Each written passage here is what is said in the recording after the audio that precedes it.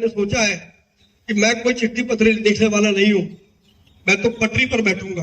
मैंने घोषणा की है, मैं अपने निर्वाचन क्षेत्र में फुटपाथ पर बैठूंगा, अपनी मेज लाऊंगा, अपनी कुर्सी लाऊंगा। और जब मैं ये कह रहा हूं तो मैं मजाक नहीं करता। मेरे परिवार में सतीश चंद्र खंडेलवाल जी ने 30 साल तक, मेरे ताऊ जी ने 30 साल तक चबूतरे पर बैठ करके जनसेवा करी है। मैं उस परंपरा को दोबारा, छोटा सा मंदिर है, चंदोलिया जी को मैंने अनुरोध किया तो पूरा 2.5 घंटे बैठकर इन्होंने जनता पार्टी तो व्यापारियों की पार्टी है। हाँ, हम व्यापारियों की पार्टी है। आप लोगों ने व्यापारियों का शोषण किया है और व्यापारी वर्ग के लिए भारतीय जनता पार्टी प्रवीण खंडेलवाल जब लोकसभा के अंदर धाड़ेंगे तो मैं योगेंद्र चंदोलिया जी भाई साहब के साथ खड़ा होकर आपकी भावनाओं को रखूंगा। यह कहकर मैं अपनी बात को समाप्त कर लेकर भेजा आप लोगों के बीच में। ऐसे चांदनी चौक लोकसभा से हमारे उम्मीदवार प्रवीण खंडेलवाल जी, जो कि मोदी जी की गारंटी लेकर आपके बीच आए हैं, और योगेंद्र चंदोलिया जी, जो उत्तर पश्चिम से हमारे नरेंद्र मोदी जी की गारंटी लेकर आए हैं। एक बार जोरदार तालियों से इनका अभिनंदन करें। और राम गोपाल गोयल जी, जो हमेशा ही ऐसे आयोजन करते रहते हैं और कुल मिलाकर एक बड़े सफल बिजनेसमैन है। गोपाल गर्ग जी इस कार्यक्रम का जी नरेश हेरन जी का स्वागत करेंगे। हरिओम अग्रवाल जी आए हैं, भारत भूषण दुआ जी आए हुए हैं। अब ये राम गोपाल जी ने बहुत जलपान का व्यवस्था रखी है। 5 साल पहले प्रवीण जी, एक आध चर्चा आपको भी बताता हूँ, आपको भी जानकारी शायद नहीं है। आप भी व्यापारियों की देखभाल नहीं करते हो, चंदोलिया जी ने हमारी बड़ी देखभाल करते रहे हैं। मेरे क्लॉथ मार्केट के अंदर सील हो गई, हमारा ऑथराइज मार्केट था, एमसीडी वाले आकर सील कर गए। सुबह 9 बजे सील हुई। प्रवीण जी,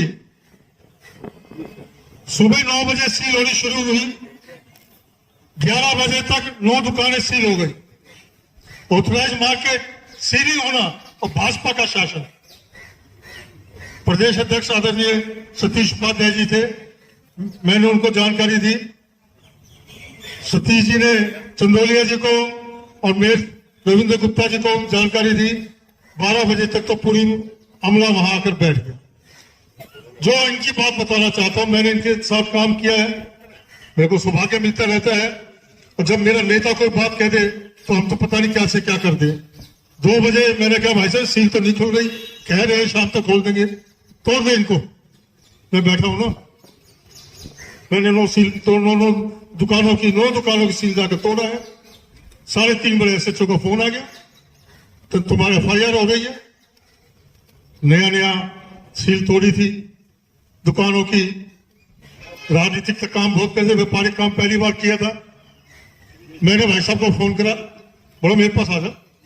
मैं इनको ऑफिस में गया, बिठा लिया, एसएचओ से लेकर एमसीडी को कह दिया सील मैंने तोड़ी है, केस बनाओ, मेरे ऊपर बनाओ और मेरा नाम लिखो। और रात के 9 बजे तक दिल्ली का इतिहास है, जब सील लग जाती है रिकॉर्ड के अंदर, कोर्ट के बगैर आज तक एक भी रिकॉर्ड में नहीं होगा जिसकी सील एमसीडी ने खुद ने ऑर्डर कर दिया कि ये सील हमने तोड़ी थी और हमने लगा दी। ऐसे आदरणीय योगेंद्र चंदोलिया जी व्यापारियों के लिए, कार्यकर्ताओं के लिए और अपने साथियों के लड़ने वाले भाई योगेंद्र चंदोलिया जी से मेरा अनुरोध। योगेंद्र चंदोलिया जी,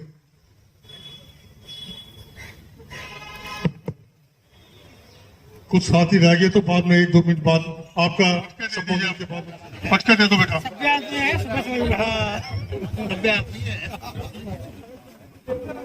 पटके दे दो तो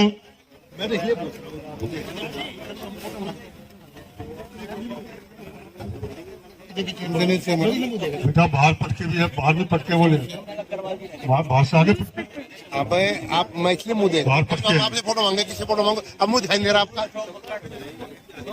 देखिए हम सब लेन से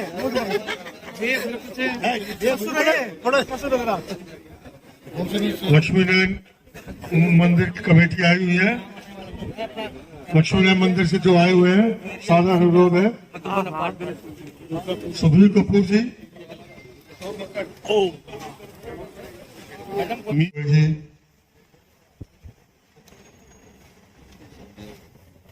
विक्रम जी के बेटे यहाँ के आज के होस्ट बेटा मोनिका जी का स्वागत।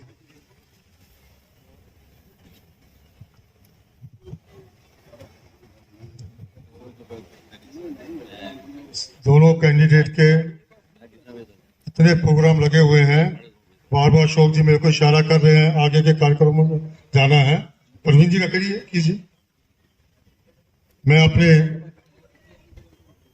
बचपन के साथी 1977 से मेरे को सौभाग्य रहा है भाई प्रवीण खंडेलवाल जी के साथ काम करने का। राजनीतिक परिवार से है, इनके पिताजी हमारे भाजपा जिला अध्यक्ष रहे विजय खंडेलवाल जी, ताऊ जी सतीश खंडेलवाल जी विधायक, पूर्व उप महापौर रहे, चांदनी चौक की आन बान शान रहे। व्यापारियों के लिए क्या क्या काम किया बताने की आवश्यकता नहीं है, जाना पहचाना नाम।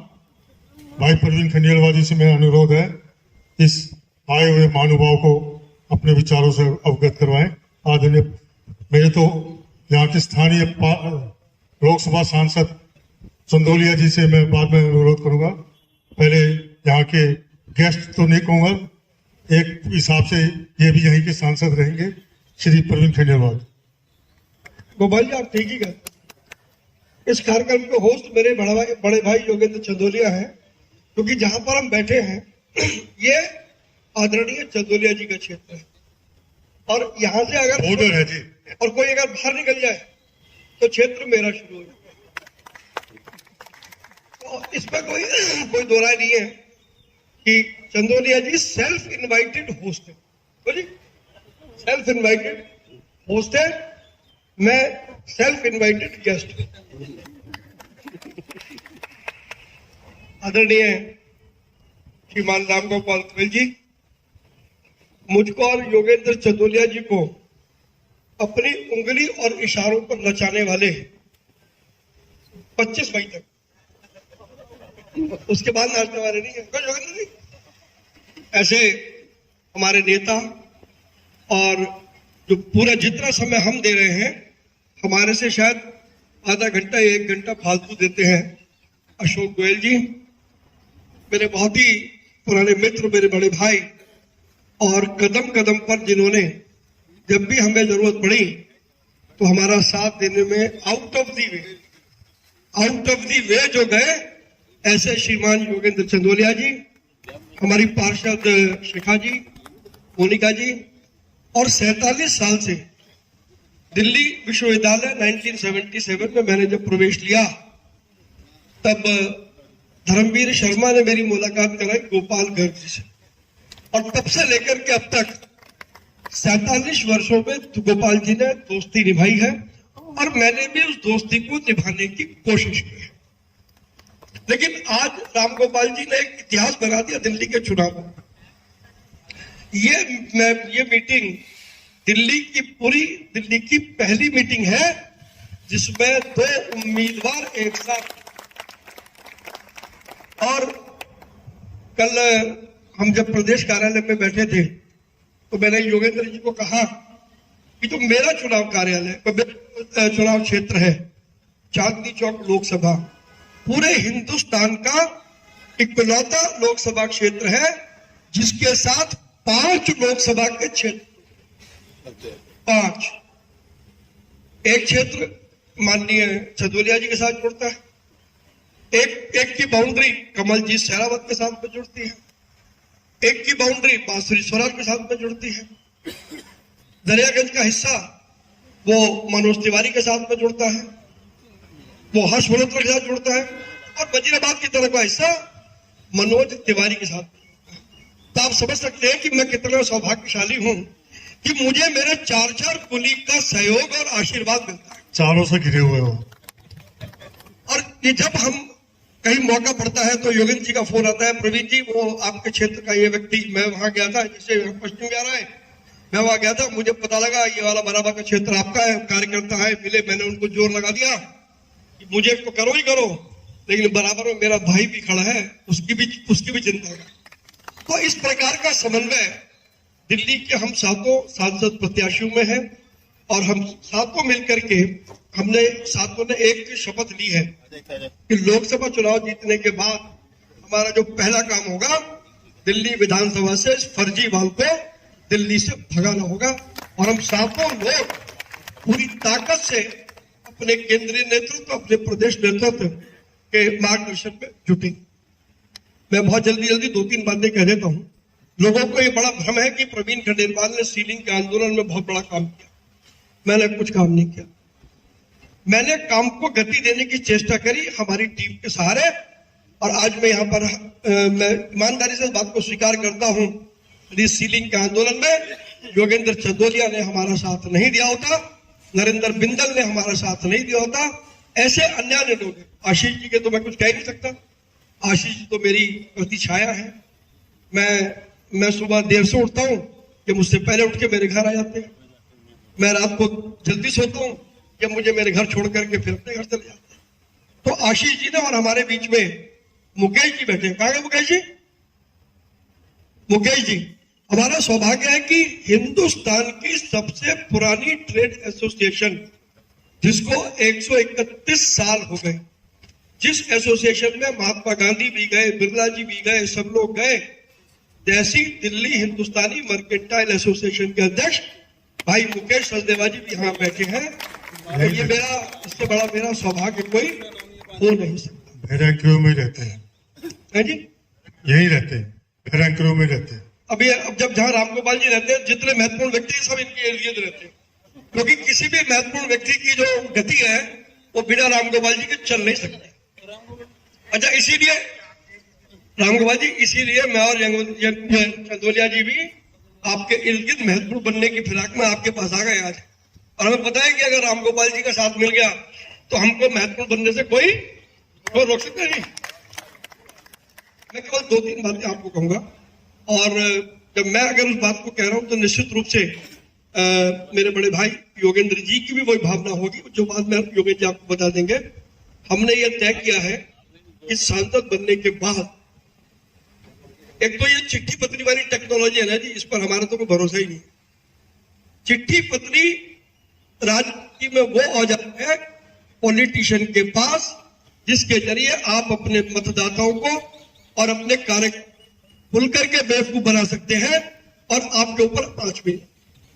तो इस प्रकार की टेक्नोलॉजी में हमारा कोई विचार नहीं है। मैंने सोचा है कि मैं कोई चिट्ठी पत्री देखने वाला नहीं हूं, मैं तो पटरी पर बैठूंगा। मैंने घोषणा की है, मैं अपने निर्वाचन क्षेत्र में फुटपाथ पर बैठूंगा, अपनी मेज लाऊंगा, अपनी कुर्सी लाऊंगा। और जब मैं ये कह रहा हूं तो मैं मजाक नहीं करता। मेरे परिवार में सतीश चंद्र खंडेलवाल जी ने 30 साल तक, मेरे ताऊ जी ने 30 साल तक चबूतरे पर बैठ करके जनसेवा करी है। मैं उस परंपरा को दोबारा जीवित करना चाहता हूं, और मैं मेरे निर्वाचन क्षेत्र में, मैंने कहा है हमारे अशोक गोयल जी को, हमारे अध्यक्ष जी को, दोनों को, कि आपको स्थान चिन्हित कर लो, मैं वहां पर जाकर के बैठूंगा। और चिट्ठी पत्री की बजाय आपकी समस्या होगी, डायरेक्टली अधिकारी को फोन होगा, मानता है तो ठीक है, नहीं मानता तो गाड़ी में बैठो, चलो अधिकारी गया। और अब तक जो 350 अधिकारी सस्पेंड कराए हैं और भी करा, लेकिन काम किसी का रुकेगा नहीं, ये वचन है। दूसरा, मैं व्यापारी हूं और मैं थोक का व्यापारी हूं। मेरे को रिटेल के काम में मजा नहीं आता है। मुझे थोक में वोट चाहिए, मैं थोक में आपका काम करूंगा, ये भी मेरा आपको वचन। तीसरा, मैं आपका मित्र बन करके काम करना चाहता हूं। वो जो सांसद और वो भी जो हायरार्की है, उस हायरार्की में हमारा कोई विश्वास नहीं। मैं आपका मित्र था, मित्र हूं और मित्र रहूंगा। इस भाव से हम काम करना चाहते हैं, हम नया काम करना चाहते हैं, बहुत सारी नई योजनाएं लाना चाहते हैं, टेक्नोलॉजी के जरिए, एम्पावरमेंट के जरिए। हम अपने क्षेत्र में और क्या काम कर सकते हैं? देखिए, ये नदी, नाव, तटवही, ये सब तो सभी ठीक कराएंगे, पर तो हो ही जाएंगे। नदी, ये नाव और ये नदी और नाले और खड़ंजे, ये काम तो कोई भी कर सकता है, लेकिन हम काम करें ऐसा जिसमें नए आइडियाज हो, नए इनोवेशन हो, नई डेवलपमेंट हो। अभी इन्होंने कहा कि इकोनॉमी $5 ट्रिलियन की अर्थव्यवस्था पर जा रही है, तो हम लोगों का उसमें कितना बड़ा योगदान है। ये हम काम पूरे देश भर में पिछले 35 सालों से चला रहे हैं। उसको अपने क्षेत्र में और अधिक तरीके से कैसे मजबूत करना, उस पर चर्चा। हम सब मूलतः व्यापारी हैं। व्यापारी की एक भी समस्या ऐसी नहीं है जिसका मुझे ज्ञान नहीं है। और ये मेरा वादा है कि सांसद बनने के बाद 6 महीने से लेकर के 1 साल के भीतर दिल्ली और देश के व्यापारियों को मैं ऐसा वातावरण दूंगा, माननीय प्रधानमंत्री नरेंद्र मोदी के नेतृत्व में, जहां आपके लिए व्यापार करना आसान होगा, विंडो स्कीम होगी और आपके जीएसटी की समस्या हो, ई-वे की समस्या हो और कोई भी समस्या हो, क्योंकि मैं आप लोगों के बीच में, समस्याओं के बीच में पला हूं, बड़ा हूं, जिया हूं, मुझे एक एक समस्या का मालूम है। मुझे मालूम है कि व्यापारी का दर्द क्या होता है। और ये मैंने, क्योंकि मुझे जो टिकट मिला है वो प्रधानमंत्री जी ने जो भी कुछ मैंने मेरी टीम के साथ मिलकर के पिछले 30-35 सालों में किया, उसको देख करके प्रधानमंत्री जी ने मुझे चांदनी चौक से लोकसभा, तो जहां बाकी मेरी कंस्टिट्यूएंसी के जितने भी लोग हैं, मेरा उनके प्रति भी दायित्व है, लेकिन मैं व्यापारियों के, मेरा रोम रोम दिल्ली और देश के व्यापारियों के कर्ज से डूबा हुआ है। मैं उस कर्ज को उतार तो नहीं सकता, लेकिन मैं अपने कामों से उस कर्ज को कम जरूर करूंगा, ऐसा मेरा दृढ़ विश्वास है। तो जैसे प्रधानमंत्री जी ने कहा 1 नेशन 1 टैक्स, मैं उनको मिला, मैंने उनसे आग्रह किया, सर इसमें एक शब्द और जोड़ दीजिए, 1 नेशन 1 टैक्स 1 लाइसेंस। हमें जो तरह तरह के लाइसेंस लेने पड़ते हैं, 1 लाइसेंस। और ये बात मैंने उनसे 19 अप्रैल 2019 को तालकटोरा स्टेडियम में गई थी, उन्होंने स्वीकार किया। पिछले 5 सालों में मैंने कॉमर्स मिनिस्ट्री के साथ मिलकर के पूरा ब्लूप्रिंट बना लिया। स्टेट गवर्नमेंट ने, बहुत सारी स्टेट गवर्नमेंट अपनी ताकत छोड़ना नहीं चाहती, हमने उनसे भी बातचीत कर ली और लगभग वो पॉलिसी तैयार है। शायद वो मेरे इस भाग्य में था कि जब तक प्रवीण खंडेलवाल सांसद नहीं बनेगा, भगवान ने तय किया कि तब तक इसको मैं होने नहीं दूंगा। तो वो ब्लूप्रिंट तैयार है और विश्वास माने, 1 लाइसेंस। आपको कोई भी व्यापार करना हो, जैसे आपका आधार है, ऐसे आपका 1 लाइसेंस होगा। आपको FSCI में काम करना हो, आपको किसी जो स्पेसिफाइड आइटम्स है, मान लीजिए वो बारूद का है, अब बारूद के लिए तो अलग लाइसेंस देना पड़ेगा, बट नॉर्मल रूटीन में है, आपको कोई लाइसेंस लेने की जरूरत नहीं है। 1 लाइसेंस, अगर आप व्यापारी हो और आपको ट्रांसपोर्ट खोलनी है, तो वो 1 लाइसेंस आपको ट्रांसपोर्ट खोलने की भी अनुमति देती। व्यापार आप अपनी मर्जी का काम। जीएसटी पर हम लोगों ने बहुत काम किया है। मैं लगातार, मैं अभी 4 दिन पहले भी फाइनेंस मिनिस्टर को मिलकर के आया। हम लोग लगातार पिछले 1.5-2 साल से जीएसटी को रिवाइज करने पर, रिव्यू करने पर बातचीत चल रही है। लगभग वो पॉलिसी तैयार है और मुझे पूरी उम्मीद है कि नरेंद्र मोदी जी के तीसरे कार्यकाल में जीएसटी को, जिस जीएसटी की कल्पना अरुण जेटली जी ने की थी, जो जीएसटी मुझे बताया गया था, मेरा ये प्रण है कि जो अरुण जी ने बताया, मैं वही जीएसटी इस देश में लेकर के आऊंगा। उसके लिए मुझे कुछ भी करना पड़ेगा तो मैं करूंगा। इस पर नाम लिख दो, गोपालगंज जी का उस क्लॉथ मार्केट के नेता के बारे में मत लिखो। मैं गया था वहां पर, आपके पास फोटो होंगी, आप मेरा नाम लिख दो और आप में दम है तो मेरे खिलाफ एफआईआर करा दो। रात तक सारी सील विल शो होना था, हो गया। और ये मैंने कहां से सीखा? ये मैंने सीखा भाई प्रवीण खंडेलवाल जी से। जब ये दिल्ली के व्यापारियों की लड़ाई लड़ रहे थे, उस समय मैं स्टैंडिंग कमेटी का चेयरमैन था। अगर दिल्ली में जो कमेटी बनी थी, 3 सदस्यीय कमेटी, मॉनिटरिंग कमेटी को अगर किसी ने हिलाने का काम किया था तो भाई प्रवीण खंडेलवाल जी ने किया था। जब भाई साहब मुझे कहते थे कि साउथ एक्स में आज सीलिंग होने वाली है, तो हम कहते थे कि दम नहीं है तुम्हारे में सील करने का। हमने उनको भी छकाया था, और भाई प्रवीण खंडेलवाल जी तो व्यापारियों के नेता हैं और आवाज बनते हैं, पूरे देश की आवाज बनेंगे। कैट के माध्यम से पूरे देश के अंदर व्यापारियों का नेतृत्व करते हैं। और नरेंद्र मोदी जी ने ऐसा चयन किया है कि अभी तो धरने प्रदर्शन के माध्यम से, जैसा भाई साहब ने कहा, चिट्ठी लिखने के माध्यम से, अब तो लोकसभा के अंदर हमारे देश के प्रधानमंत्री के सामने आंख में आंख डालकर, वित्त मंत्री के सामने आंख में आंख डालकर दिल्ली के व्यापारियों की आवाज को कोई रखेगा तो भाई प्रवीण खंडेलवाल जी रखेंगे। यहां जितने लोग बैठे हैं, इन लोगों की संख्या 100 हो सकती है, लेकिन एक एक व्यक्ति जो है, अनेक संस्थाओं के पदाधिकारी है, चेयरमैन है, और आपके पास वोटों का भंडार है, थोक भंडार है। मैं आप सभी को प्रणाम करता हूं। भाई अशोक गोयल जी मेरे उस उत्तर पश्चिम जिले के प्रभारी हैं, अब मेरी तरफ ध्यान नहीं दे रहे। अब वो प्रवीण खंडेलवाल की तरफ आ गए। लेकिन लगातार इनका वहां ये मुझे कहते हैं मेरे चुनाव क्षेत्र से गायब रहते 4-4 घंटे, और आप कह रहे हो जाने, तो मुझे कह रहे हैं कि मैं वहां योगेंद्र का काम इतना है कि मुझे स्पष्ट करो।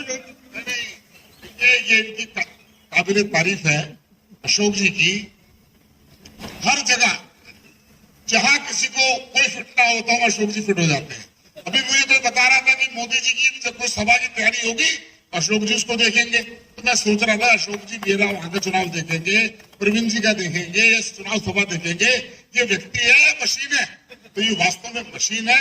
पूरे नेता भी उड़ाते, ब्रांडिंग करते नेताओं की, ब्रांडिंग करते हैं।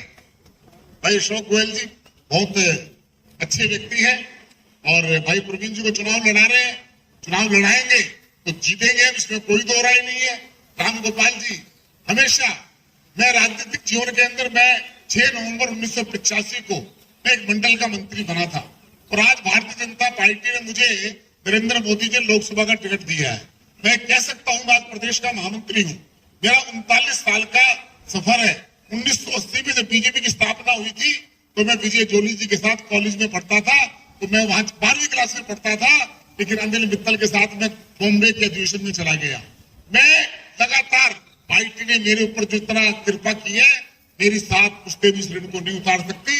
मेरे जैसे साधारण व्यक्ति को लोकसभा का टिकट देना अगर ये कहीं हो सकता है तो मात्र भारतीय जनता पार्टी में हो सकता है। भाई राम गोपाल जी, मैं इनसे कम से कम गोपाल गर्ग जी के माध्यम से 10-15 साल पहले मिला, और मेरे जीवन के अंदर मैं आपको बता देता हूँ, मैं धार्मिक व्यक्ति नंबर 1 हूँ, उसके बाद सामाजिक हूँ, और उसके बाद राजनीति हूँ। राजनीतिक मेरा सेवा है, मेरा पेशा नहीं है। राम गोपाल जी ने जब भी मैं 11 महीने राम कथा कराई है, और भाई राम गोपाल जी को जब मैंने कहा तो उन्होंने मेरी खुलकर मदद की, तो मैं ये उनका धन्यवाद करना चाहता हूँ कि आज आप सबको उन्होंने हमारे से रूबरू करने का मौका दिया।